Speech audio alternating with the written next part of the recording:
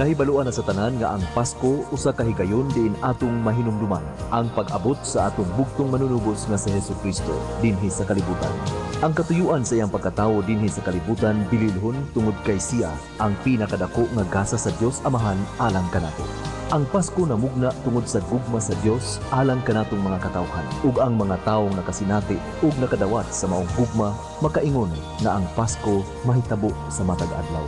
Ang paghigugmaay, pagpinasayloay, pagtinabangay, pag-inunungay, pag-inambitay sa mga panalangin ug ang pagpadayag sa mga kinaiya sa atong Ginoong Hesukristo sa matag adlaw. Niining panahona, tuguti nga mumando ang inyong mga tagsa-tagsa ka mga kasing-kasing sa pagpadayag sa kinaiya sa atong Ginoong Hesukristo diha sa inyong mga kinabuhi. This Christmas, impart the love you receive from God to those who are in need. Ang radyo natin FM andam nga mamahimong instrumento sa paghatod sa inyong mga regalo alang sa mga kabos. Ipadangat dinhi ni ining istasyon ang inyong mga gamit nga wala na ninyo kinahanglan apan ikalipay pa alang sa mga kabos sama sa bisti, sapatos, bag, pagkaon o bakaha sa bisan unsa nga inyong ikahatag na kinasing-kasing kayo. Ipadangat lang dinhi sa radyo natin FM, Rojas Street, Baay City. Ang kalipay sa mga kabos ikahimuot sa atong labahong makagagahon ug siya magapanalangin niadtong mituman sa iyang mga tubo. Maayong Pasko kanatong tanan ug kita magakalipay pa ug dugang alang sa iyang pagpanalangin sa moabot pang mga katuigan. This project is brought to you by Radyo Natin FM, the Inter-Youth Fellowship of Baay City, ug kaninyong tanan nga nakasabot sa katuyuan sa Pasko. Daghang salamat.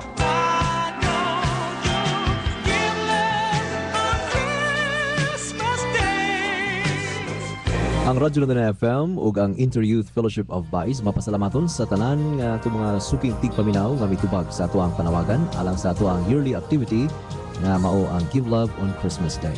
Daghang salamat kang Luella Calahan and Natalia Calahan of Juan Luna Street, Cherry Rosima and family, Burgos Street, Baay City. Kang Mrs. Luz Manila alang sa iyang used clothings ug 100 pesos cash. Mr. Jerome Cueva and brethren sa Qatar Fellowship alang sa ilahang gipadangat nga $100 to the Girl Scout of the Philippines, Negros Oriental and Siquijor chapter through Kim Algarme, Kiara Algarme and Chris Ann Amatiaga, with the donors BCPS, SESC, Ruthie Caros, and Alma Algarme. Kang Mr. Peter S. Torres, Tavera Street, Baay City. Kang Mrs. Maria Fe Liera. To Rachel Contad of Kang Hagpas, Kagawad Mighty Amorganda des Barangay Dos. Joanne ug June Contad and family sa Kang Hagpas. Sa Ziljan Ukay-Ukay for the used clothing. Mr. Boy and Rosita De Lima of 253 Juan Luna Street. Mga kaigsunan sa Restoration Church sa Barangay Olympia. Kang Mr. and Mrs. Margarito Contad sa Kang Hagbas, Kabanlutan. Kang Lucy B. Francisco o Rodolfo Francisco diha sa Malbog, Butong, Manhuyod. Kaniyong tanan,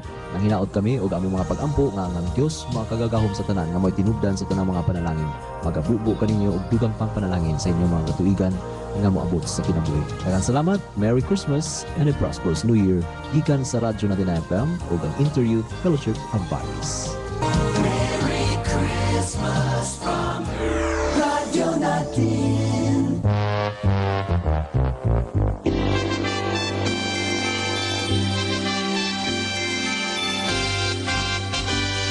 Ito ang Radyo Natin FM na bumabati sa inyo ng isang mapagpalang Pasko at mapayapa at masaganang bagong taon.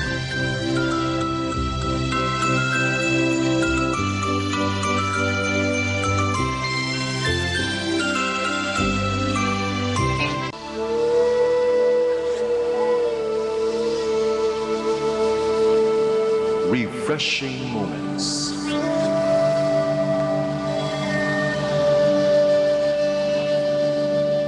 Refreshing Moments, a program designed by the Master for Him to speak to the oppressed, down, troubled, suppressed, so they may be released from the bondage and have communion with Him through our Lord Jesus Christ. Come, now is the time to worship. Come, now is the time to give your heart. Refreshing Moments. Come.